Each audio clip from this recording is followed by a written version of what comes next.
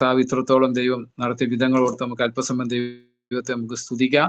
നമ്മൾ പ്രാർത്ഥിച്ചുകൊണ്ടിരിക്കുമ്പോൾ നമുക്കറിയാം, നമ്മൾ സമയം ഇവിടെ 9 മണിയാകുമ്പോൾ വിലിയർദാസൻ പാസ്റ്റർ ബെൻസൺ ഡാനിയൽ അവിടെ രാത്രി 11:30 മണിയായി.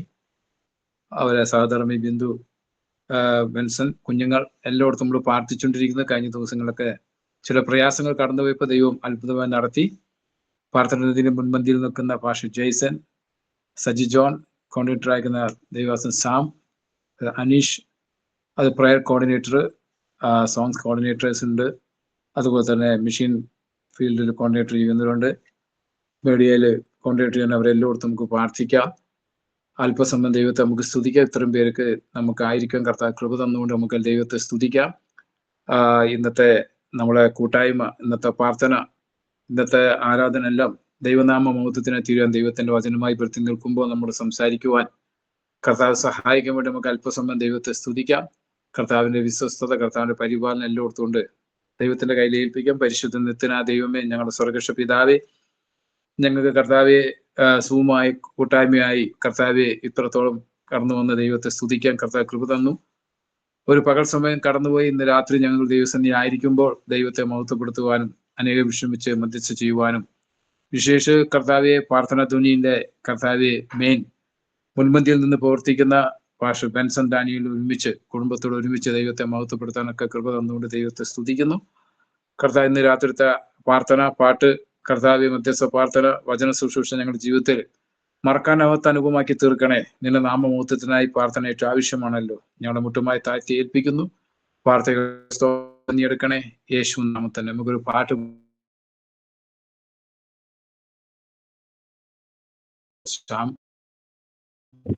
ദൈവവാസനുണ്ട്. അദ്ദേഹം ബാക്കി ഉള്ള ദൈവവാസന്മാർ പാട്ട് പാടി നമുക്ക് ദൈവത്തെ മഹത്വപ്പെടുത്താം. നമുക്ക് ഏർക്കൂടെ ചേർന്ന് മറവിടമായി എനിക്ക് യേശുവുണ്ട്, മറച്ചിടും അവൻ എന്നെ ചിറകടിയിൽ എന്ന പാട്ട് നമുക്ക് പാടാം. എല്ലാവർക്കും കൂടെ പാടാം. അത് മ്യൂട്ട് ചെയ്തോ അൺമ്യൂട്ട് ചെയ്തോ നിങ്ങളുടെ ഇഷ്ടം പോലെ നമുക്ക് ആയിരിക്കുന്ന സ്ഥാനങ്ങളിൽ ഇരുന്ന് നമുക്ക് നമ്മുടെ ദൈവത്തെ പാടി ആരാധിപ്പാൻ ദൈവം സഹായിക്കട്ടെ, ബലപ്പെടുത്തട്ടെ. ഞാൻ പാടുക. മറവിടമായി എനിക്കേശുവുണ്ട്, മറച്ചിടും അവൻ എന്നെ ചിറകടിയിൽ, മാറം നീടാതി വീടെന്നെ കരുതിയിടുവാൻ, മാറാതെ അവൻ എൻ്റെ അരികിലുണ്ട്, മാറം നീടാതി വീടെന്നെ കരുതിയിടുവാൻ, മാറാതെ അവൻ എൻ്റെ അരികിലുണ്ട്. അനുദിനവും അനുഗമിപ്പാൻ അവൻ നല്ല മാതൃകയാകുന്നെനിക്ക്. അനുദിനവും അനുഗമിപ്പാൻ അവൻ നല്ല മാതൃകയാകുന്നെനിക്ക്. ആനന്ദ ജീവിത വഴിയിലെന്ന് അനുഗ്രഹമായി എന്നെ നടത്തിയിടുന്നു. ആനന്ദ ജീവിത വഴിയിലെന്ന് അനുഗ്രഹമായി എന്നെ നടത്തിയിടുന്നു. ആമേൻ. മറവിടമായി എനിക്കേശുവുണ്ട്, മറച്ചിടും അവൻ എന്നെ ചിറകടിയിൽ, മാറം നീടാതി വീടെന്നെ കരുതിയിടുവാൻ, മാറാതെ അവൻ എൻ്റെ അരികിലുണ്ട്. വിളിച്ച ദൈവം വിശ്വസ്തനല്ലോ, വഴിയിൽ വലഞ്ഞു ഞാൻ അലയാനിടാ. വിളിച്ച ദൈവം ആമേൻ വിശ്വസ്തനല്ലോ, വഴിയിൽ വലഞ്ഞു ഞാൻ അലയാനിടാ. വരികയില്ല അവൻ എന്നെ പിരികയില്ല, വലതു കൈ പിടിച്ചെന്നെ നടത്തിയിടുന്നു. വരികയില്ല, അവൻ എന്നെ പിരികയില്ല. വലതു കൈ പിടിച്ചെന്നെ നടത്തിയിടുന്നു. മറവിടമാ എനിക്കേശുവുണ്ട്. മറച്ചിടും അവൻ എന്നെ ചിറകടിയിൽ. മാറം നീടാതിവിടെന്നെ കരുതിയിടുവാൻ. ആമേൻ. മാറാതെ അവൻ എൻ്റെ അരികിലുണ്ട്. മാറം നീടാതിവിടെന്നെ കരുതിയിടുവാൻ. മാറാതെ അവൻ എൻ്റെ അരികിലുണ്ട്. ഇതാ വേഗം ഞാൻ വാനവിരവിൽ ഇനിയും വരുമെന്നരുളി ചെയ്ത. ഇതാ വേഗം ഞാൻ വാനവിരവിൽ ഇനിയും വരുമെന്നരുളി ചെയ്ത.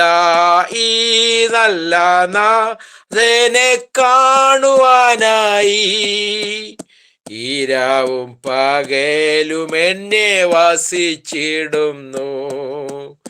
ഈ നല്ല നാഥനെ കാണുവാനായി ഇരാവും പകലും എന്നെ വസിച്ചിടുന്നു. മറവിടമാ എനിക്കേശുവുണ്ട്. മറച്ചിടും അവൻ എന്നെ ചിറകടിയിൽ. മാറം നീടാതിവിടെന്നെ കരുതിയിടുവാൻ. മാറാതെ അവൻ എൻ്റെ അരികിലുണ്ട്. മാറം നീടാതിവിടെന്നെ കരുതിയിടുവാൻ.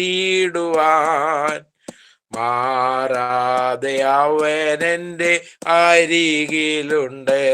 ആമേൻ. സ്തോത്രം. നല്ലൊരു പാട്ട് കേൾക്കുവാൻ കർത്താവ് നമ്മെ സഹായിച്ചല്ലോ. മറവിടമായി കർത്താവ് നമ്മെ കൂടിയുണ്ട്. മറച്ചിടവന്റെ ചിറകിന് കീഴിൽ ശരണം പ്രാപിക്കാൻ കർത്താവ് കൃപ തന്നല്ലോ. ഞാന് കൂടുതലിലേക്ക് ആ കാര്യങ്ങൾ കടന്നു പോകുന്നില്ല.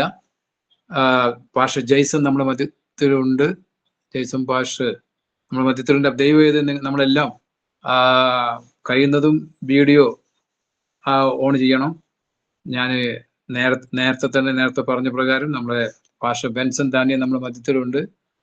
ബെൻസൺ ദാനിയലിന് നേരിട്ടുള്ള മെസ്സേജ് ഞാൻ കൊടുക്കുകയാണ്. കാരണം ഞാൻ നേരത്തെ പറഞ്ഞ പോലെ അവിടെ സമയം ഇപ്പോൾ ഏകദേശം 11:30 മണി കഴിഞ്ഞു. വലിയൊരു ദാസന്മാരുണ്ട്. ബാക്കി ബെൻസൺ ദാനിയൽ നമ്മുടെ ദൈവത്തിന്റെ മാറ്റമില്ലാത്ത വചനം സംസാരിക്കും. അത് കഴിഞ്ഞിട്ട് നമുക്ക് മധ്യസ്ഥ പ്രാർത്ഥനയ്ക്ക് സമയം ചെലവിടാം. അതിനുവേണ്ടി നമ്മളെ മധ്യത്തിലായിരിക്കുന്ന പ്രാർത്ഥന ധ്വനിയുടെ ഡയറക്ടറെ മെയിൻ മുൻപന്തിയിൽ നിൽക്കുന്ന ദൈവദാസൻ ബെൻസൺ ദാനിയലെ അതിനുവേണ്ടി ക്ഷണിച്ചുകൊള്ളുന്നു. കർത്താവ് നമ്മെ സഹായിക്കുമാറാകട്ടെ. ബെൻസൺ ദാനിയൽ.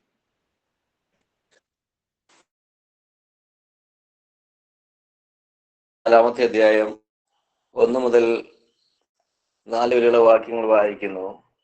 പ്രവാചക ശിഷ്യന്മാരുടെ ഭാര്യമാരെ ഒരുത്തി എലീശയോട് നിലവിളിച്ചു, നിന്റെ ദാസനായ എന്റെ ഭർത്താവ് മരിച്ചുപോയി. എന്റെ ദാസൻ യഹോവയായിരുന്നു.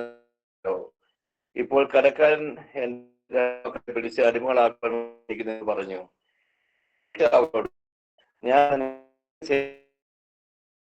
നിനക്ക് ഒരു അടിയന് മറ്റൊന്നുമില്ല പറഞ്ഞു.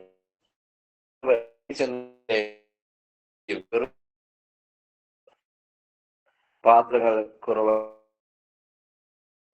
ഈ നല്ല നിമിഷത്തിനായി നന്ദിയുള്ള ഹൃദയത്തോടെ ദൈവത്തെ സ്തുതിക്കുന്നു, കർത്താവിനെ വാഴ്ത്തുന്നു. പ്രാർത്ഥന ബഹ്റൈൻ ചാപ്റ്ററിന് നേതൃത്വം നടത്തുന്നതായ ഈ പ്രാർത്ഥനാ സംഗമത്തില് നിങ്ങളോട് ബന്ധത്തിൽ കടന്നു വരുവാൻ ദൈവം ഒരുക്കിയ നല്ല നിമിഷത്തിനായി നന്ദിയോട് ദൈവത്തെ സ്തുതിക്കുന്നു. പ്രാർത്ഥന ബഹ്റൈൻ ചാപ്റ്ററിന്റെ ചെയർമാൻ ആയിരിക്കുന്ന എന്റെ ആത്മാർത്ഥ സ്നേഹിതനും കൂടിയായിരിക്കുന്ന പാസ്റ്റർ ജെയ്സൺ പാസ്റ്റർ, അതിൻ്റെതാവുന്ന പ്രാർത്ഥനയുടെ വൈസ് ചെയർമാൻമാര്, കോർഡിനേറ്റേഴ്സ് ആയിട്ട് പ്രവർത്തിക്കുന്നതായ പ്രിയ സാമച്ചായൻ അനീഷ് ബ്രദർ, ഇന്നത്തെ ഈ മീറ്റിംഗ് ലീഡ് ചെയ്യുന്ന പ്രാർത്ഥനയുടെ പ്രയർ കോർഡിനേറ്റർ മധുശായന്, എല്ലാ പ്രാർത്ഥനാ സഹായികളെയും യേശുക്രിസ്തുവിന്റെ നാമത്തില് ഗുജറാത്തിൽ നിന്നും, ഇപ്പോൾ ഞാൻ കേരളത്തിലായിരിക്കുന്നു, കേരളത്തിൽ നിന്നും അറിയിക്കുകയാണ്. സ്തോത്രം. ആമേ. ഈ മീറ്റിംഗിലേക്ക് എന്നെ ക്ഷണിച്ചതിന് ഒത്തിരി നന്ദിയുണ്ട്. ഞാന് ഇന്നലെ യാത്ര കഴിഞ്ഞ ഒരു മീറ്റിംഗ് ചെങ്ങന്നൂര്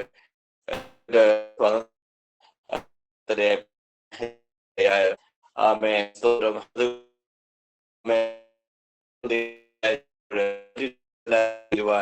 നമുക്ക് ദിവസനെ പ്രാപിക്കാം. പ്രവർത്തനത്തിന് കൃപയാൽ ലോകരാജ്യങ്ങള് വളരെ അനുഗ്രഹിക്കപ്പെടുന്ന നിലയിൽ നടക്കുന്നു. പ്രത്യേകിച്ച് എല്ലാ ദിവസവും നടക്കുന്ന പ്രഭാത പ്രാർത്ഥന ലോകത്തിന്റെ വിവിധ രാജ്യങ്ങളായി പ്രാർത്ഥന സഹായികള് വരുന്ന സമയം വെളുപ്പിനെ 3 മണിയായെങ്കിൽ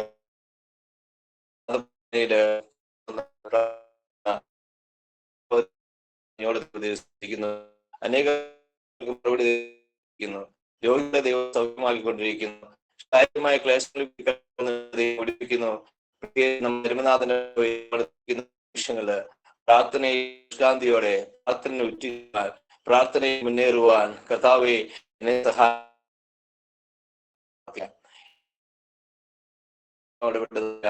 ഒരു തിരുവചനം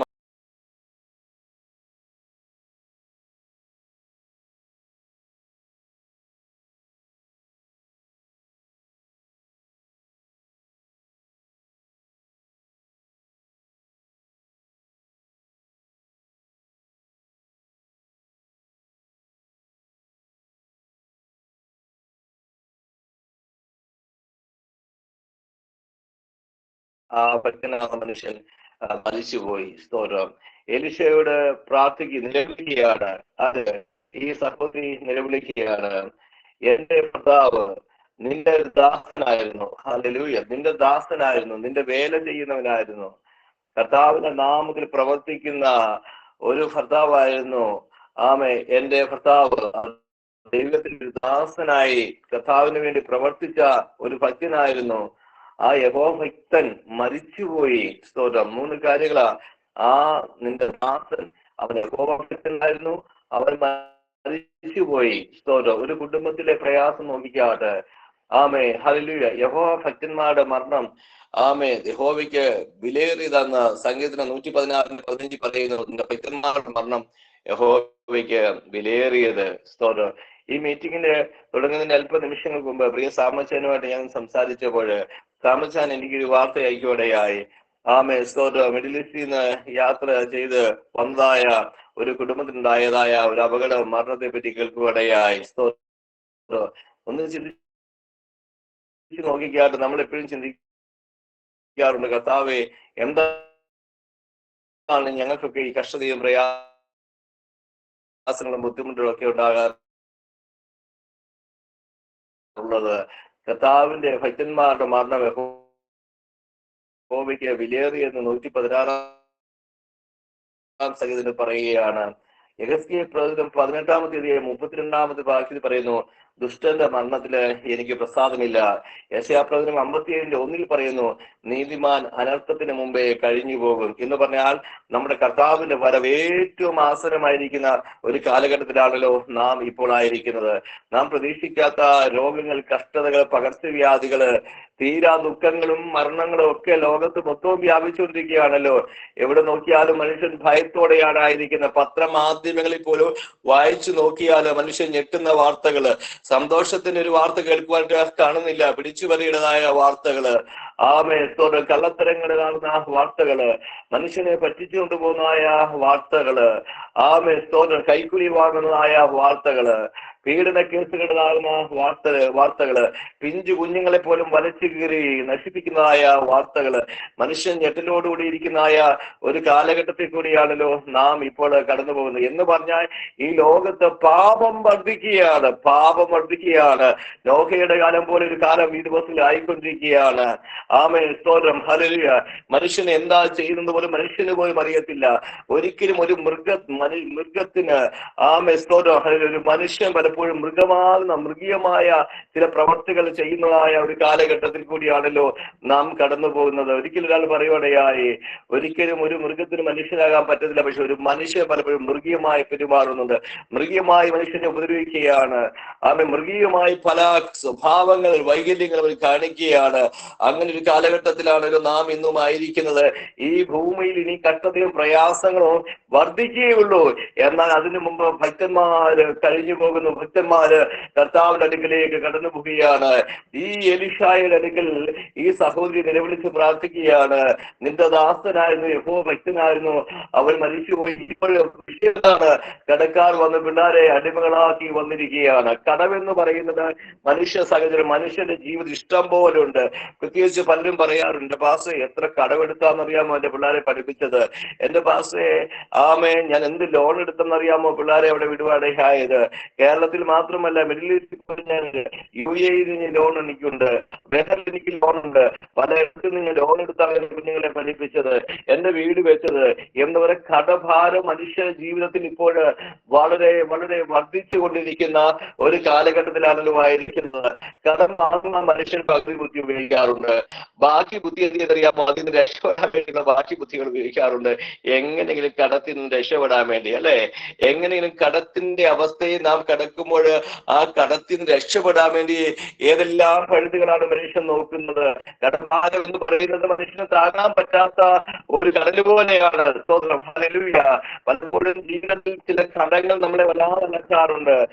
നാം ചിന്തിക്കും, ദൈവമേ ഈ കടം എടുത്തത് കുഞ്ഞിനെ പഠിപ്പിച്ചു, എന്റെ കുഞ്ഞിന് ജോലി കിട്ടുമ്പോൾ ഈ കടമെല്ലാം എങ്ങനെയെങ്കിലും വീഴും, എന്റെ കുഞ്ഞിന് ജോലി കിട്ടുമ്പോൾ കടഭാരങ്ങളെല്ലാം മാറും, എന്റെ കുഞ്ഞിന്റെ ജോലി കിട്ടുമ്പോൾ ഈ ലോണെല്ലാം മാറും.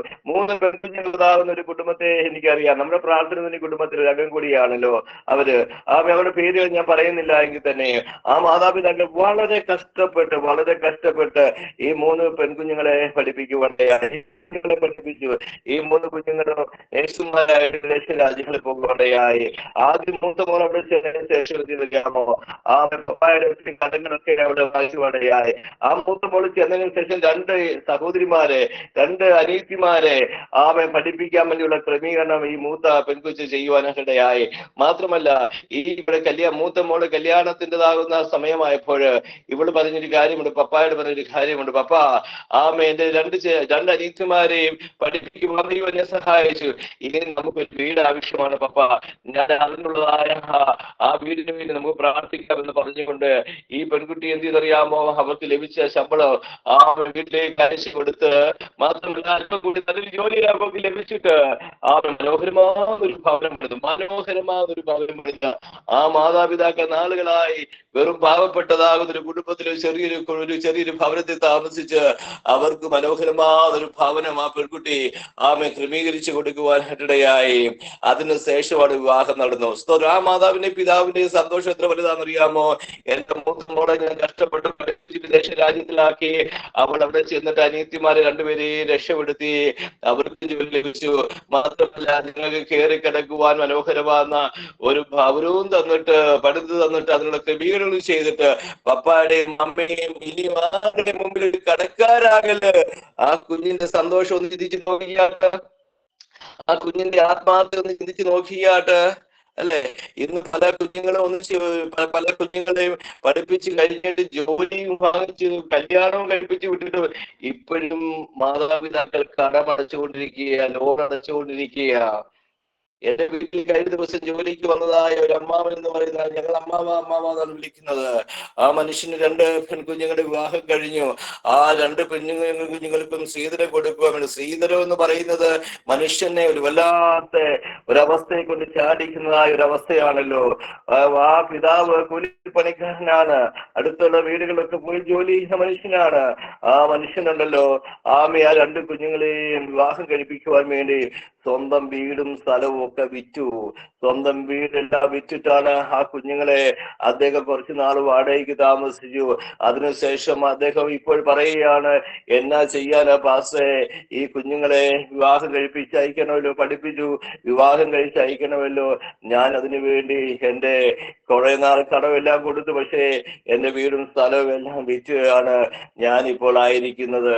എന്റെ ഓർമ്മയിൽ ഒരു 71 വയസ്സ് പ്രായം അദ്ദേഹത്തിനുണ്ട്. ആ മനുഷ്യൻ ഇപ്പോഴും കുന്താലി തോളയിലിട്ടുകൊണ്ട് തൂമ്പായി വിട്ടിച്ചുകൊണ്ട് ആ മനുഷ്യൻ തോളിലിട്ടുകൊണ്ട് ഇപ്പോഴും ജോലി ചെയ്യുകയാണ് എങ്ങനെയാണ് കുഞ്ഞുങ്ങളുടെ ബാക്കി കടം കൂടി മാറ്റുവാൻ. ഒന്ന് ചിന്തിച്ചു നോക്കിയാണ് പ്രിയ സഹോദര, പ്രിയ സഹോദരി, കടമെന്ന് പറയുന്നത്, സാമ്പത്തിക ബാധ്യത എന്ന് പറയുന്നത് മനുഷ്യനെ വല്ലാതെ മുറുകി പിടിച്ചു മാറ്റുന്ന, മനുഷ്യന്റെ മനസ്സിനെ വല്ലാതെ വ്യാകുലപ്പെടുത്തുന്ന ഒന്നാണ്. ഒന്ന് മാറി കടഭാരം നമ്മളെ അലട്ടുമ്പോൾ ഒന്ന് മാറി ശാരീരിക ക്ലേശങ്ങൾ നമ്മളെ അലട്ടാറുണ്ട്. രോഗബാധിതയാകുന്ന സ്ത്രീ വസ്തുവകകളെല്ലാം വിറ്റ് വൈദ്യന്മാർക്ക് കൊടുത്തിട്ട് അവിടെ രോഗത്തിനൊരു ഭേദം വന്നില്ലെന്നാണ് നമ്മൾ വായിക്കുന്നത്. എന്ന് പറഞ്ഞാൽ എവിടെ ചെന്ന് നോക്കിയാലും രോഗത്തിനായാലും ഹോസ്പിറ്റലിൽ ചെന്നാൽ ഫ്രീ ആയിട്ടൊരു ട്രീറ്റ്മെന്റ് കിട്ടത്തില്ല. എന്തെങ്കിലും കാശുകൾ മുടക്കിയെങ്കിൽ മാത്രമേ ആഗ്രഹിക്കുന്ന നിലയിൽ ഒരു ട്രീറ്റ്മെന്റ് ലഭിക്കാറുള്ളൂ. സ്തോത്രം. രോഗിയായി കിടന്ന് വർഷങ്ങളായിട്ട് ലക്ഷക്കണക്കിന് പൈസകൾ ഇറക്കിയിട്ട് മനുഷ്യ ജീവിതത്തിലുണ്ടായ പ്രയാസങ്ങൾ. ഞാൻ ഇതിന്റെ അനുഭവങ്ങൾ പറയുന്നത് എന്താണെന്നറിയാമോ? ഇതൊരു പ്രാർത്ഥനാ ഗ്രൂപ്പാണല്ലോ. ചില കാര്യങ്ങൾ നമ്മൾ അറിവിന് വേണ്ടിയാണ്. കഴിഞ്ഞ ദിവസം എന്റെ സ്നേഹിതനെ ഞാൻ പോയി കാണുവാനിടയായി. അദ്ദേഹത്തിന് അപകടമുണ്ടായി. അപകടത്തിൽ തന്റെ ഭാര്യയുടെ കൈയുടെ ഷോളർ ഇളകിപ്പോയി. തന്റെ വലതുകാൽ 6-7 പീസായിട്ട് ഒടിഞ്ഞുപോയി. ഒരു വലിയ അറിയപ്പെടുന്നതായ ഒരു ഹോസ്പിറ്റല്, ഓർത്തോടി ഹോസ്പിറ്റലിൽ തന്നെ കൊണ്ട് അഡ്മിറ്റ് ആക്കുവാൻ 2 വർഷത്തോളം ആ മനുഷ്യൻ എന്റെ സ്നേഹിതന് ഒറ്റ കിടപ്പിൽ തന്നെ കിടക്കുവാനിടയായി. കാലം മൊത്തം കവിട്ട് കിടക്കുകയാണ്. ഭാര്യയുടെ കൈയുടെ ഷോളർ ഇളകിപ്പോയി. അതിനാകുന്ന സർജറി ചെയ്തു. തന്റെ ആ പിതാവ് ഒരു ഹാർട്ട് പേഷ്യന്റ് ആണ്. തന്റെ മാതാവ് ഒരു ആസ്മ രോഗിയാണ്. ഒരു കുടുംബത്തിന്റെ അവസ്ഥ നോക്കിയാട്ട് ഒരു കുടുംബത്തിന് ഒരു വീട് പോലും പണിത് വലിയ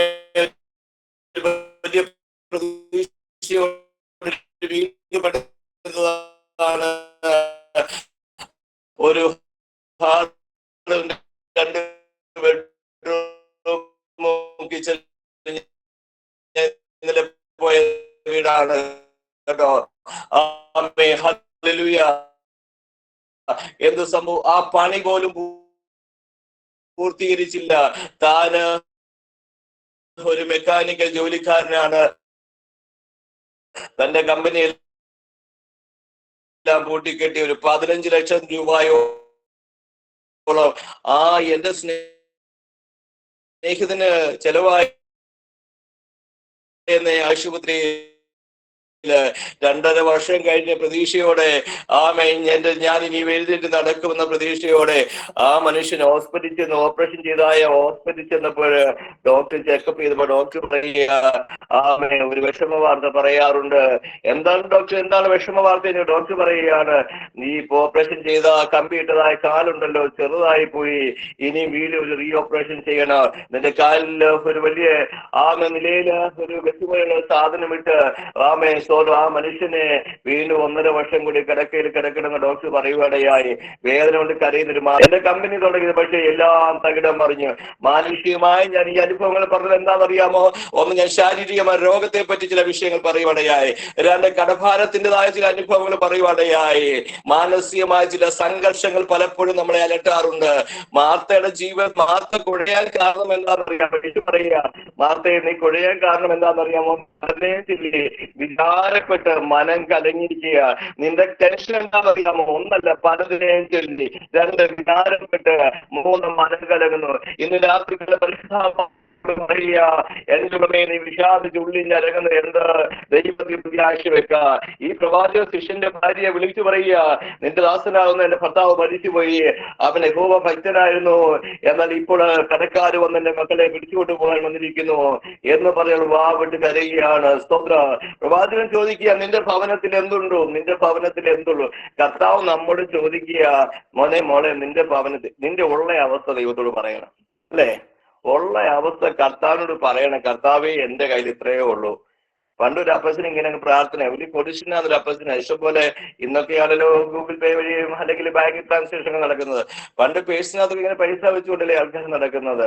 ഒരപ്പത്തിനും ഭയങ്കര പ്രാർത്ഥനയാണ്. അടുത്തുള്ളൊരു വിധവയെ, ദൈവമേ ആ വിധവയുടെ അവസ്ഥ ദൈവം അറിയുന്നതിനും അവിടെ കഷ്ടതയെ മാറ്റണമേ, ഭാരത്തെ മാറ്റണമേ, പ്രയാസത്തെ മാറ്റണമേ. ഭയങ്കര പ്രാർത്ഥനയാണ്. പ്രാർത്ഥന കഴിഞ്ഞിട്ട് ആമേൻ പറഞ്ഞപ്പോണ്ടല്ലോ, അപ്പച്ചന്റെ കൊച്ചുമോനെയും കാണുന്നില്ല. അപ്പച്ചന്റെ മോൻ എവിടെ കൊച്ചുമോനെ കാണുന്നില്ല.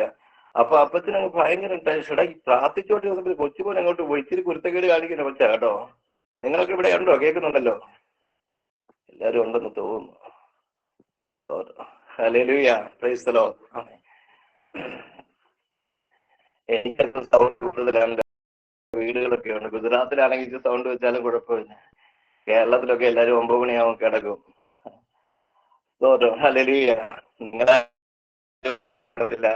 അവിടെ 9 മണി ആയതേ ഉള്ളല്ലോ. സ്തോത്രം. അപ്പോഴും അപ്പച്ചൻ പ്രാർത്ഥിച്ച് കഴിഞ്ഞിട്ട് കൊച്ചുമോനെ കാണുന്നില്ല. എടാ നീ എവിടെ പോയെന്ന് ചോദിച്ചു.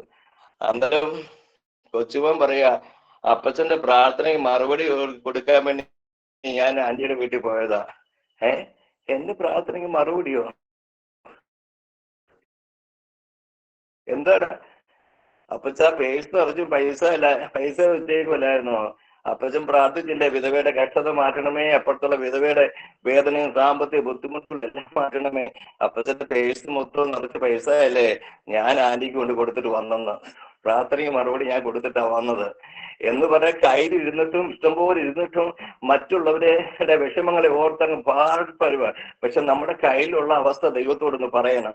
കർത്താവിന്റെ നാമത്തിന് വേണ്ടി ചെയ്യാൻ പറ്റുവാണെങ്കിൽ നിങ്ങളെല്ലാം ചെയ്യുന്നവർ അതിനകത്ത് ഒത്തിരി സന്തോഷമുണ്ട്. ആമേൻ, സ്തോത്രം. എന്നാൽ ഇന്ന് രാത്രികാലം പറയട്ടെ, ഇവിടെ ഉള്ള അവസ്ഥ പറഞ്ഞു അല്ലെ, നമ്മുടെ ഉള്ള അവസ്ഥ കർത്താവിനോട് പറ. ദൈവമേ, എനിക്ക് ഒത്തിരി കടമുണ്ട് കർത്താവെ, ഞാൻ ലോൺ അടച്ച എന്റെ കുഞ്ഞുങ്ങളെ പഠിപ്പിക്കുന്നത്, എന്റെ കർത്താവ് ഒത്തിരി സാമ്പത്തിക ബാധ്യത എന്റെ മുമ്പിലുണ്ട്. കർത്താവ് ചോദിക്കുക, മോളെ നിന്റെ ഇപ്പോഴത്തെ അവസ്ഥ എന്താ, നിന്റെ കയ്യിൽ എന്തുണ്ട് എന്ന് ചോദിച്ചപ്പോൾ അവക്ക് വേണേ എന്റെ കർത്താവ് ഒന്നുമില്ല, അല്ലയോ പ്രവാസിക, എന്റെ വീടെല്ലാം ശൂന്യമാ. പക്ഷെ അവൾ അവിടെ ഉള്ള അവസ്ഥ തുറന്നു പറഞ്ഞു. ഹല്ലേലൂയ. ഇന്ന് രാത്രികാലം പ്രിയ മാതാവേ പിതാവേ, നിന്റെ ഉള്ള അവസ്ഥ തുറന്നു പറ. എന്റെ കർത്താവേ, ആമേ, യഹോശാഫാത്തിനെതിരായിട്ട് ശക്തിയോടെ 4 രാജ്യമാണ് വന്നിരിക്കുന്നത്. പക്ഷെ യഹോശാഫാത്ത് പറയുക, കർത്താവേ ആമേ, എന്ത് ചെയ്യണമെന്ന് എനിക്ക് അറിയത്തില്ല. പ്രാർത്ഥിക്കുക, കർത്താവെ എന്ത് ചെയ്യണമെന്ന് എനിക്കറിയില്ല. കർത്താവെ എനിക്ക് വലിയ ശക്തിയോ ബലമോ ഒന്നുമില്ല. കർത്താവെ ഈ 4 സൈന്യത്തിന് മുമ്പിൽ പിടിച്ചു നിൽക്കാനുള്ള ബലവും ശക്തിയും എനിക്കില്ല. എന്ത് ചെയ്യണമെന്ന് എനിക്കറിയത്തില്ല. യഹോശാഫാത്ത് കരയുക. പക്ഷെ ദൈവത്തിന് ആത്മാവ് യഹോശാഫാത്ത് തുറന്ന് സംബന്ധിച്ചപ്പോൾ, ആമെ വാവിട്ട് കരഞ്ഞു അർപ്പിച്ചപ്പോൾ ദൈവം യഹോശാഫാത്തിന് വേണ്ടി ഇറങ്ങി വന്നെങ്കിൽ ഇന്ന് രാത്രികാലം പ്രിയ സഹോദര സഹോദരി, നിന്റെ ഉള്ള അവസ്ഥ ദൈവത്തോടങ്ങ് തുറന്നു പറ. ഹല്ലേലൂയ.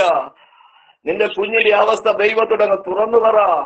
നീ വേദനയിൽ കൂടി കടന്നു പറഞ്ഞില്ല വിഷയങ്ങൾ ദൈവത്തോടങ്ങ് തുറന്നു പറ. ഹല്ലേലൂയ. 10ാം ക്ലാസ്സിൽ 3-4 പ്രാവശ്യം തോറ്റ ഒരു മോന് പ്രാർത്ഥിക്കാൻ വേണ്ടി വിളിച്ചപ്പോൾ എന്നോട് പറയുക, എന്റെ പാസങ്ങളെ എനിക്ക് ഒന്നും മനസ്സിലാവുന്ന പോലുമില്ല. ഞാനൊരു 4 പ്രാവശ്യം ഞാൻ ഫെയിലാ പാസങ്ങളെ. എനിക്ക് ഒന്നും പഠിച്ചിട്ടും മനസ്സിലാവുന്നില്ല പാസങ്ങളെ.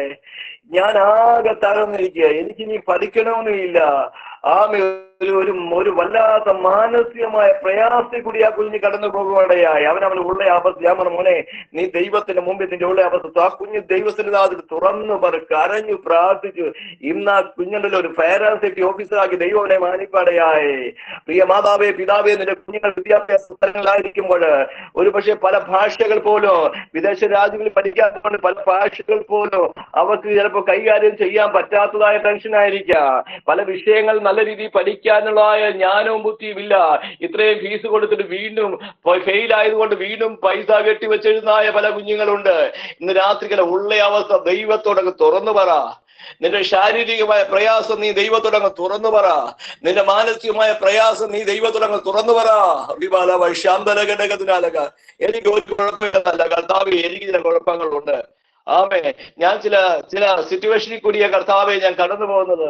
ഇന്ന് രാത്രികാലം ദൈവത്തോട് അവളവിടെ ഉള്ള അവസ്ഥ തുറന്നങ്ങ് പറഞ്ഞു. വീട്ടിൽ നിനക്ക് എന്തുള്ള ഒരു ഫലം എണ്ണയില്ലാതെ അടിയന്റെ വീട്ടിൽ മറ്റൊന്നുമില്ല. കടമല്ലേ?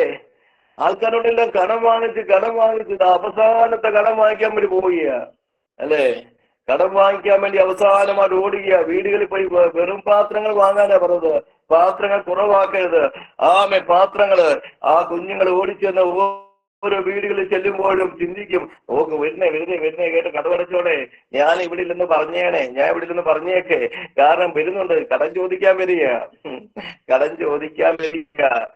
പക്ഷെ ഇവരറിയുന്നുണ്ടോ ഇത് അവസാനത്തെ കണക്ക് ചോദിപ്പോ? ഇവരറിയുന്നുണ്ടോ? ഇന്ന് രാത്രികാലത്ത് പ്രിയപ്പെട്ട ദൈവമക്കളെ കടം വാങ്ങിച്ച് ദൈവാത്മാ പറയാ ഇനി സാമർത്ഥ്യ ദൈവം തരാൻ വേണ്ടി പോകുക. ഹല്ലേലൂയ. അമർത്തി കുലുക്കി കവിയുന്ന നല്ലൊരു പ്രാർത്ഥിക്കുന്ന മാതാവേ, പ്രാർത്ഥിക്കുന്ന പിതാവേ, ഇത്രയും നാൾ കടം വാങ്ങിച്ച് മറ്റുള്ളവരുടെ നിന്നയും ആക്ഷേപവും കേട്ട്, സുഖ്യനാടെ ആക്ഷേപമൊക്കെ കേട്ട് നിന്റെ മനസ്സ് വല്ലാതെ മടുത്തിരിക്കുകയായിരിക്കാം. എന്നാൽ നിരാശപ്പെട്ടു പോകട്ടെ കേട്ടോ. നിന്റെ തലമുറകള് ഹല്ലേലൂയ ദൈവം മാനിക്കുന്നൊരു വിധമുണ്ട്, നിന്നെ ഉയർത്തുന്നൊരു വിധമുണ്ട്. ഹല്ലേലൂയ. പ്രാർത്ഥിക്കുന്ന മാതാവേ, പ്രാർത്ഥിക്കുന്ന പിതാവേ, ദൈവം നിന്റെ തലമുറകളെ പ്രശംസാ വിഷയമാക്കുന്ന നിമിഷമുണ്ടെന്ന് ഇന്ന് രാത്രികാല പരിശുദ്ധാത്മാവിന്റെ വ്യക്തികളോട് വ്യക്തമായി ദൂത് വിളിച്ചു പറയുകയാണ്. പാത്രങ്ങളെല്ലാം കടം വാങ്ങിച്ച് അകത്ത് കയറി വാതിലടച്ചു. ആമേ ഹല്ലേലൂയ. ഒരു ഭരണിയിൽ എന്നെ ഓരോ പാത്രങ്ങളിലേക്ക് ഒഴിക്കുക. ആമേ അവിടെ 20 പാത്രമാണ്, 20 പാത്രം നിറച്ചു. ആമേ 30 പാത്രമാണ്, 40 പാത്രം, 50 ബോത്തോ, എത്ര പാത്രമുണ്ടോ അത്രയും പാത്രങ്ങളിലേക്ക് എണ്ണ നിറയുമടയായി. ആ എണ്ണ വിറ്റ് അവിടെ കടങ്ങളെല്ലാം മാറ്റി. സദൃശ്യ 10:3